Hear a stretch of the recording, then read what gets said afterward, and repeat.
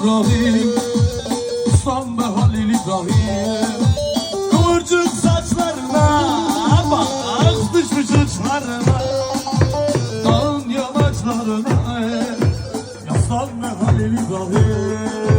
Kıvırcık saçlarına kar düşmüş uçlarına, dağın yamaçlarına yaslan be Halil İbrahim.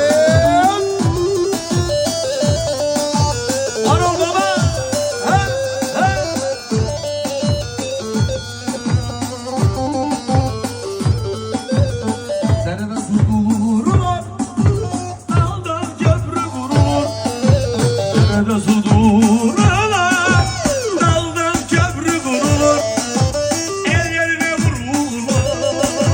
Aslan be Halil İbrahim, aslan be Halil beraber.